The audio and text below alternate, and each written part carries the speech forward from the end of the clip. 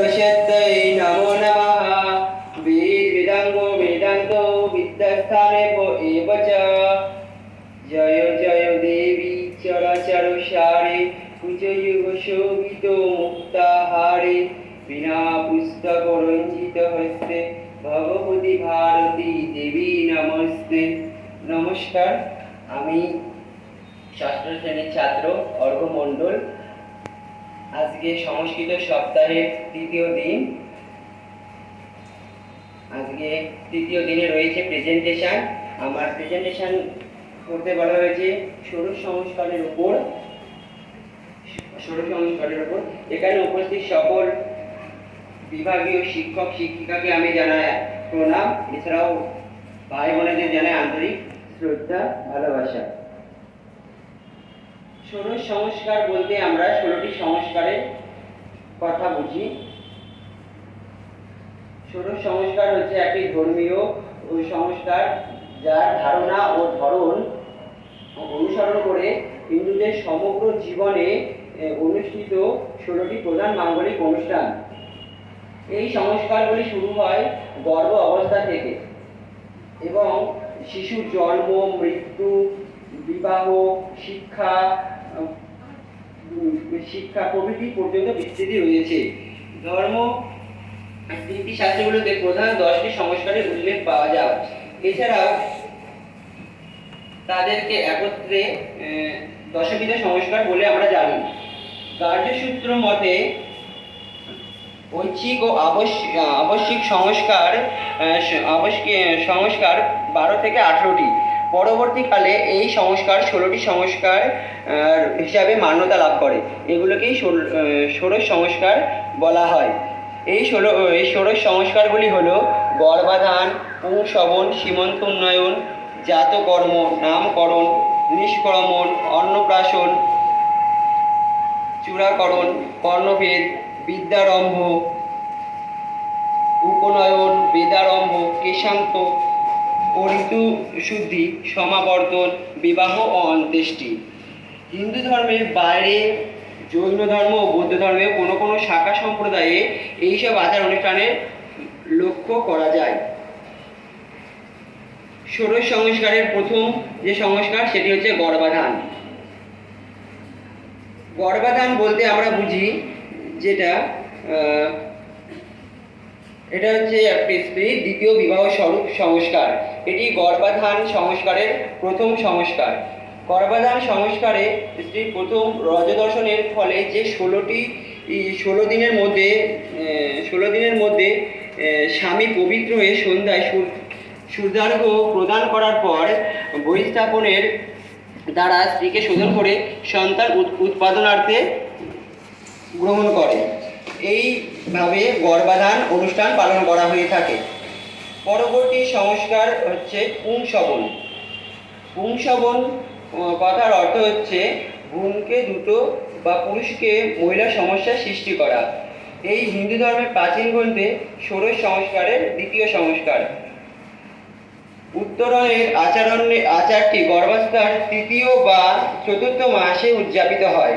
সাধারণত গর্ভ অবস্থা থেকে শুরু করার পর শিশুটি গর্ভে নড়াচড়া শুরু করার আগে পর্যন্ত এই পুংসবন অনুষ্ঠানটি হয়ে থাকে। তৃতীয় পর্বের অনুষ্ঠান হচ্ছে সীমন্ত উন্নয়ন, যার আক্ষরিক অর্থ হচ্ছে চুলকে বিভক্ত করা। হিন্দু ধর্মের প্রাচীন গ্রন্থে ষোড়শ সংস্কারের লক্ষ্য করা যায়। এটি গর্ভাবস্থার শেষ ত্রৈমাসিক নিরাপদ প্রসবের আকাঙ্ক্ষায় পালন করা হয়।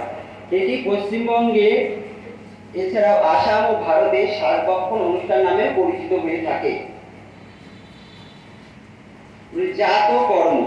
জাতকর্মের আক্ষরিক অর্থ হচ্ছে জন্মগত আচার।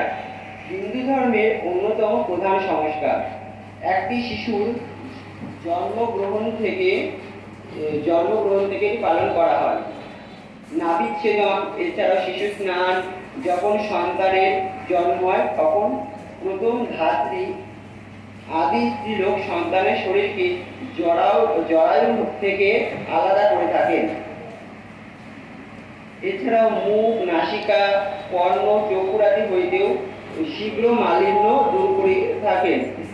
কোমল বস্ত্র দ্বারা তাকে কোমল বস্ত্রের দ্বারা শুদ্ধ করে পিতার কোলে সেখানে বায়ু ও শৈত্য যাতে প্রবেশ না করে এরূপ স্থানে নারীর এক বিগত পরিমাণ দুগ্ধ দিয়ে শুদ্ধ দ্বারা বন্ধন করে থাকেন।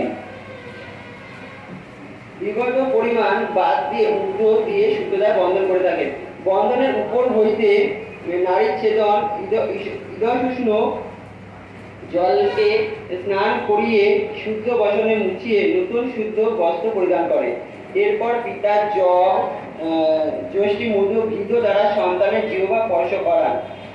তারপর মন্ত্র উচ্চারণের দ্বারা কর্মগুলো পালন করে, একেই জাত কর্ম বলা হয়। এটি সাধারণ উচ্চারণের একটি ব্যক্তিগত আচার, যা নতুন করে বাবা মা শিশু আত্মীয় পরিজন ঘনিষ্ঠ বন্ধুরা পালন করে থাকেন। এর পরের অনুষ্ঠানটি হচ্ছে নামকরণ। আমাদের সংস্কারের চতুর্থ জাত কর্ম।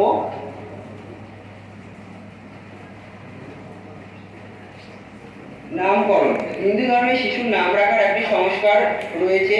সন্তান ভূমিষ্ঠ হওয়ার পর দশম বা একাদশ শততম দিবসের নামকরণ করণীয়।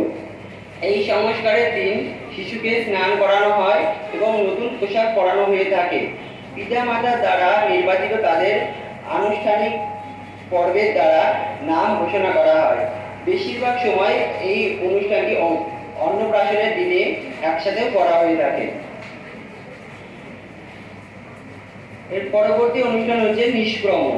নিষ্ক্রমণ কথার অর্থ হচ্ছে বাইরে যাওয়া বা বেরিয়ে আসা।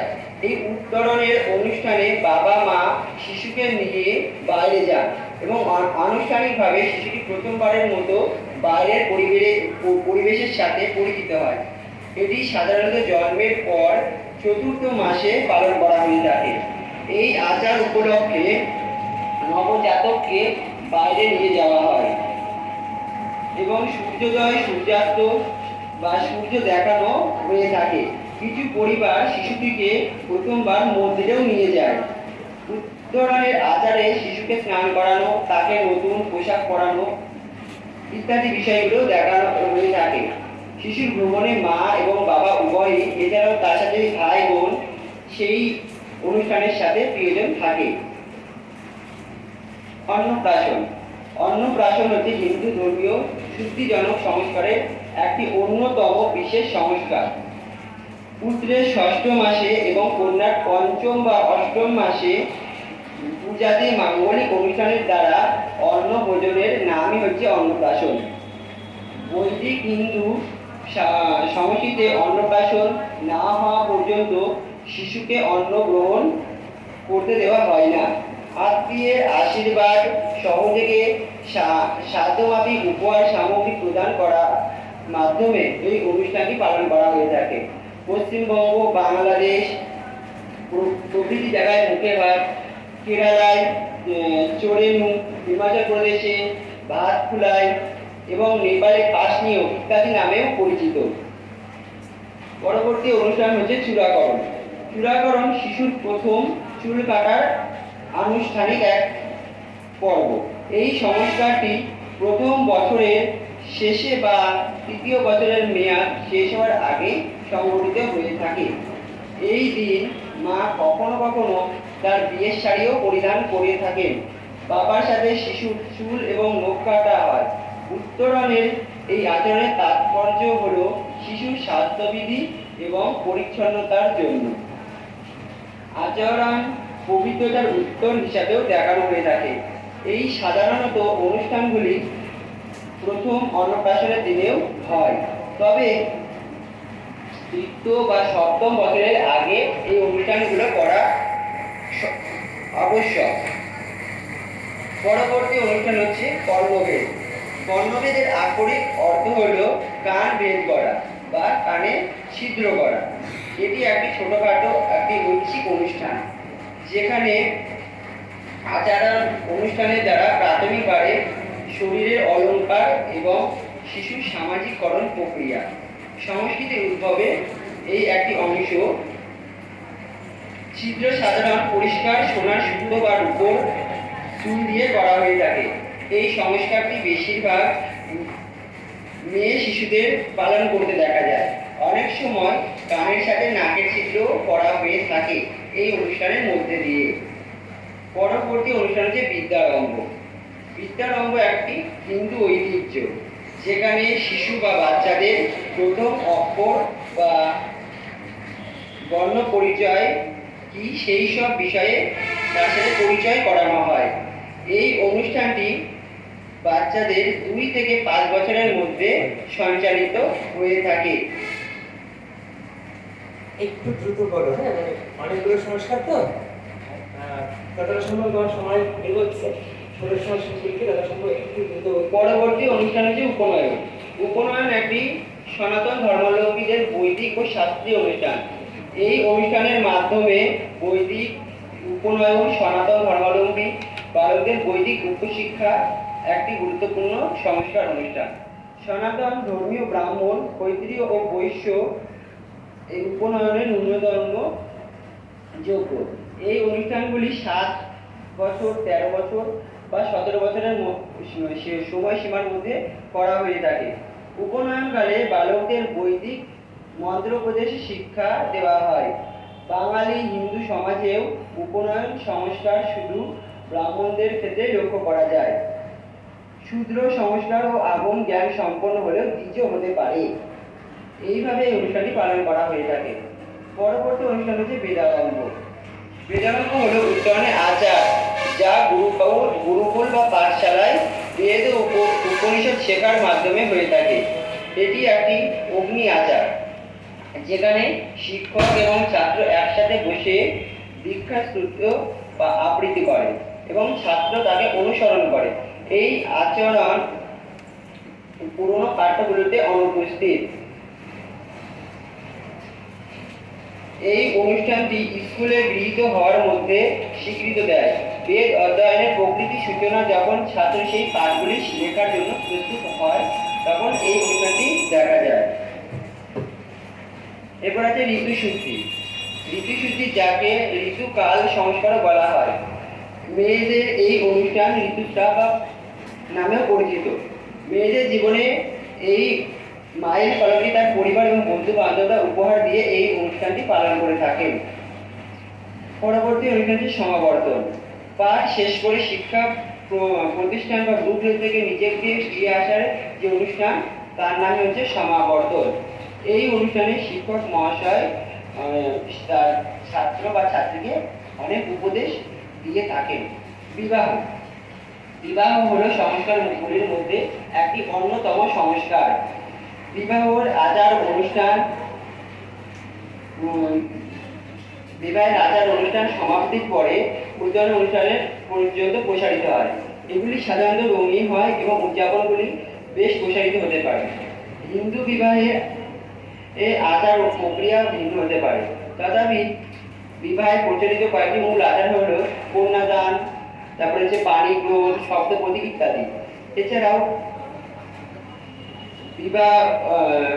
এছাড়াও আগুনকে সাক্ষী রেখে শপথ করা বা প্রতিশ্রুতি নেওয়া, এটিও বিবাহের আরেকটি অন্যতম সংস্কার। সর্বশেষ সংস্কারটি হলো অন্ত্যেষ্টি। অন্ত্যেষ্টি কথার অর্থ হলো শেষ যজ্ঞ। অন্ত্যেষ্টি বলতে হিন্দু ধর্মে সাধারণত মৃতদেহের দাহ করাকে বোঝায়। এটি হিন্দু সংস্কারের শেষ সংস্কার এবং এটি সব দেহের এই অনুষ্ঠানগুলি সব দেহের আচার, বর্ণ, লিঙ্গ, বয়সের উপরেও নির্ভর করে হয়ে থাকে। অন্ত্যেষ্টি হলো অন্ত ইষ্টির যৌগিক সংস্কৃত শব্দ, যার অর্থ যথাক্রমে শেষ ও যজ্ঞ। সুতরাং অন্ত্যেষ্টি শব্দের শেষ যজ্ঞ, অগ্নিতে মৃতদেহকে আহুতি দেওয়া, এটি উত্তরণের শেষ আচার। ধন্যবাদ। আমার যদি কোনো ভুল হয়ে